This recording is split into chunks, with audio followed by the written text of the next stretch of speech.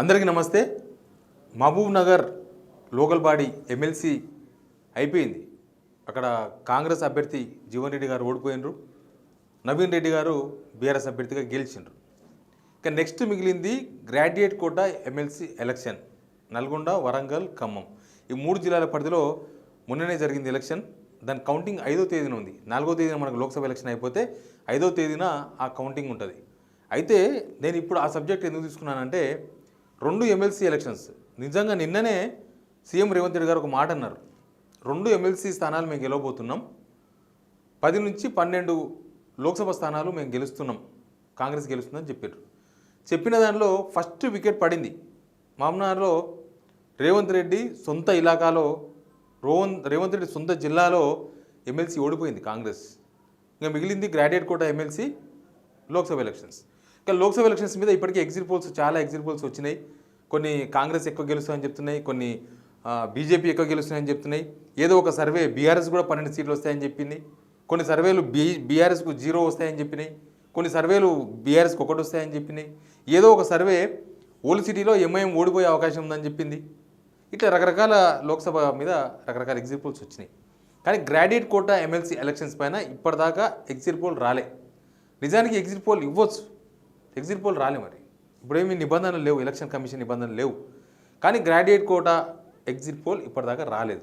ఎందుకు రాలేదు exit poll రాలంటే అక్కడ చాలా కన్ఫ్యూజన్ ఉన్నది, చాలా కన్ఫ్యూజన్ ఉన్నది. Graduate quota MLC election same ఇక్కడ మామ్నారు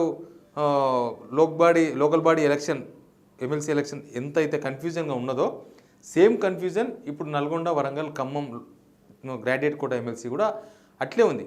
నిజానికి మామ్నార్ లోకల్ బాడీ ఎలక్షన్ కూడా ఎవరు గెలుస్తారని చెప్పలేని సిచ్యువేషన్ ఉన్నది. ఎవరు గెలుస్తారో మనం ఎప్పుడు వినలేదు. ఇన్ని రోజుల్లో అన్ని టాక్ చూసినాం. కానీ మామ్నార్ లోకల్ బాడీ ఎవరు గెలుస్తారు, 100% కాంగ్రెస్ గెలుస్తే అధికారంలో ఉందనేది ఒక చర్చ జరిగింది తప్ప దాని మీద పర్ఫెక్ట్గా ఒక ఎగ్జిట్ పోల్ అంటూ పర్ఫెక్ట్గా ఒక చర్చ ఏం జరగలేదు. Same graduate quota MLC elections విషయంలో కూడా ఇప్పటిదాకా ఎగ్జిట్ పోల్ రాలేదు. పర్ఫెక్ట్గా లేదు అధికార పార్టీ ఉంది కాబట్టి అధికార పార్టీ అభ్యర్థి గెలుస్తారన్న ఒక పర్ఫెక్ట్ చర్చ కూడా బయటికి రాలేదు. కానీ దాని తర్వాత చాలా చర్చలు, దాని ముందు చాలా చర్చలు, ఎలక్షన్స్ కన్నా ముందు జరిగిన పరిణామాలు, లేకపోతే తర్వాత జరుగుతున్న పరిణామాలు, ఇవన్నీ కూడా గ్రాడ్యుయేట్ కోటా ఎమ్మెల్సీ ఎలక్షన్స్లో ఎవరు గెలవబోతున్నారు అనేది చాలా ఇంట్రెస్ట్ క్రియేట్ చేసింది.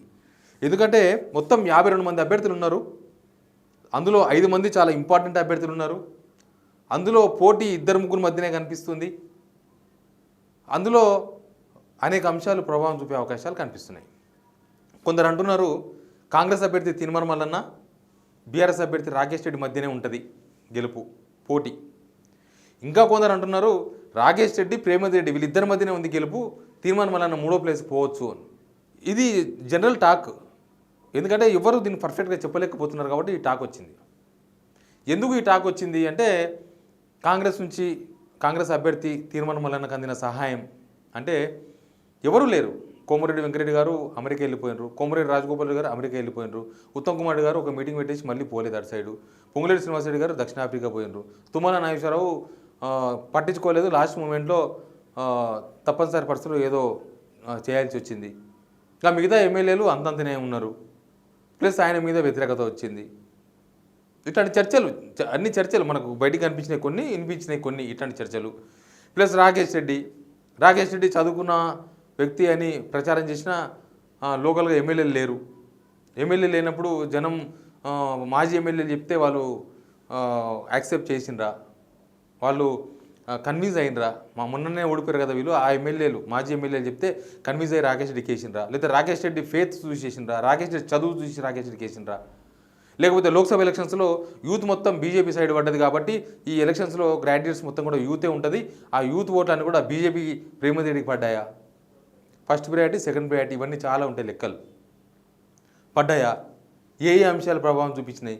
కొన్ని ఓట్లు చీల్చే ప్రయత్నం ఇండిపెండెన్స్ అభ్యర్థులు చేసిండ్రు, వాళ్ళకు చీలిన ఓట్లు ఎవరివి, ఇట్లాంటి చాలా అంచనాలు ఉన్నాయి. అందుకే అన్న లోకల్ బాడీ ఎలక్షన్ రిజల్ట్తోన, అంతకుముందు లోకల్ బాడీ ఎలక్షన్స్ మీద అసలు చర్చనే లేదు.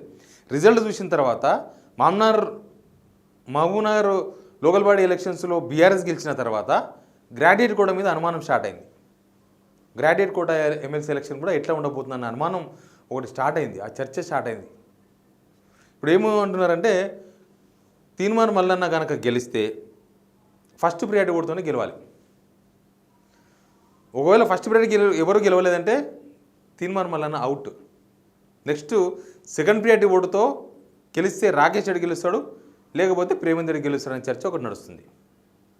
అయితే ఫస్ట్ ప్రియారిటీ ఓటుతో గెలవాలంటే పడ్డ ఓట్లలో 51% రావాలి. ఇంకా 100 ఓట్లు పోలైతే 51 ఓట్లు ఎవరికైతే పడతాయో ఫస్ట్ ప్రియారిటీలో వాళ్ళు గెలుస్తారు. ఒకవేళ ఎవరికి 51% రాలేదనుకోండి, సెకండ్ ప్రియారిటీ ఓట్లు లెక్క పెడతారు. అప్పుడు గెలుపు ఎవరిది అనేది డిసైడ్ అవుతుంది. ఇప్పుడు మనకు మామ్నార్ లోకల్ బాడీలో ఫస్ట్ ప్రియారిటీ ఓటుతోనే బీఆర్ఎస్ క్యాండిడేట్ నవీన్ రెడ్డి బయటపడ్డాడు. గ్రాడ్యుయేట్ కోటాలో అట్లాంటి సిచ్యువేషన్ ఉందా? ఎందుకంటే మూడు ప్రధానమైన పార్టీలు, 3 బలమైన అభ్యర్థులు, 2 బలమైన ఇండిపెండెంట్లు, బక్కా జర్సన్ అన్న, అశోక్ సార్, వీళ్ళు బలమైన ఇండిపెండెంట్గా కనిపిస్తున్నారు. ఇంకా నాకు తెలియని వాళ్ళు కొంతమంది కూడా బలమైన అభ్యర్థులు ఉండొచ్చు. వాళ్ళు కొంత కమ్యూనిటీయో లేకపోతే వాళ్ళు చదువుకోవడమో లేకపోతే వాళ్ళు ఇచ్చిన మేనిఫెస్టోనో అవి ప్రభావం చూపి అవి కొన్ని ఓట్లు పోవచ్చు. అవన్నీ సెకండ్ ఓట్ ప్రియారిటీ ఓట్లు ఎవరికి పడ్డాయి? ఈ లెక్కలని చాలా ఇంపార్టెంట్. ఎమ్మెల్సీ ఎలక్షన్స్లో మన ఎమ్మెల్యే ఎలక్షన్స్ లాగా ఎవరికి ఎక్కువ వస్తే వాళ్ళు వన్ సైడ్ ఉండదు. ఎంత డిఫరెంట్గా ఉంటుంది. చాలా అంశాలు ప్రభావం చూపిస్తాయి. లాస్ట్ మూమెంట్లో అభ్యర్థులు మాట్లాడిన పార్టీలు వ్యవహారము, పోల్ మేనేజ్మెంట్, ఇవన్నీ చాలా వ్యవహారాలు ఉంటాయి. కాబట్టి ఇప్పుడు మామ్నార్ రిజల్ట్ చూసిన తర్వాత గ్రాడ్యుయేట్ కోటా ఎలక్షన్స్ పైన అధికార పార్టీలో భయం స్టార్ట్ అయింది. అసలు గెలిచే అవకాశాలు ఎంతవరకు ఉన్నాయని లెక్కలు వేసుకుంటున్నారు వాళ్ళు. ఎందుకంటే అభ్యర్థి బలమైన అభ్యర్థిని తీన్మార్ మల్లన్నకి ఇచ్చిండ్రు. కానీ ఆయన మీద ఆ తర్వాత వచ్చిన వ్యతిరేకత, సొంత పార్టీ నుంచి రాని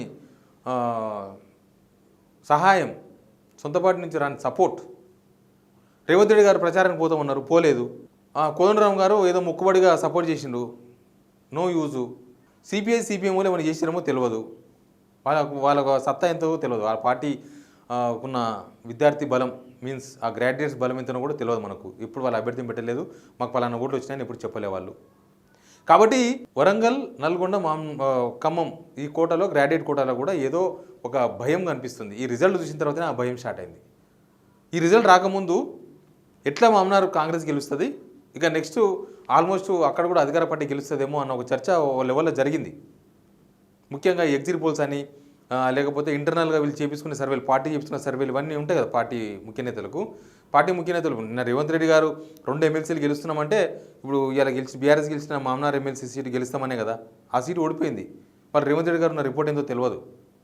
ఒకవేళ ఆయనకున్న రిపోర్ట్ మామ్నార్ గెలుస్తామని రిపోర్ట్ ఓడిపోతే రేపు గ్రాడ్యుయేట్ కోటా కూడా గెలుస్తామని రిపోర్ట్ ఉందేమో, అదే అన్నారు కదా ఆయన. మరి అక్కడ అది కూడా తప్పు రిపోర్ట్ అయితే కనీసం నేను చాలా ఎలక్షన్స్ చూసిన, ఈవెన్ కాంగ్రెస్ బీట్ చూస్తూ కూడా చాలా ఎలక్షన్స్ చూసిన. 2009 కాంగ్రెస్ బీట్లో ఉన్న ఎలక్షన్, 2014 చూసిన, మధ్యలో బై ఎలక్షన్స్ చూసిన, sarpanch elections, MPTC elections, ZPTC elections, GHMC elections 2015 అంతకన్నా ముందు జరిగినాయి. ఇట్లా చాలా ఎలక్షన్స్. కాంగ్రెస్లో ఎట్లుంటుందంటే ఎలక్షన్ జరిగిన తర్వాత బూత్ లెవెల్లో ఎన్ని గెలుస్తాం, మనకి ఎన్ని ఓట్లు పడ్డాయి, మనకి ఈ ఫలానా బూత్లో 200 ఓట్లు ఉన్నాయి, దీనిలో మనం ఎన్ని గెలుస్తాం, ఎన్ని పడతాయి మనకు, ఇట్లాంటి చర్చలు చాలా జరుగుతాయి. కానీ ఎందుకో గ్రాడ్యుయేట్ కోటా ఎమ్మెల్సీ ఎలక్షన్ తర్వాత అసలు కాంగ్రెస్కి ఎన్ని ఓట్లు పడ్డాయని లెక్కేసిన వాళ్ళు ఎవరు లేరు.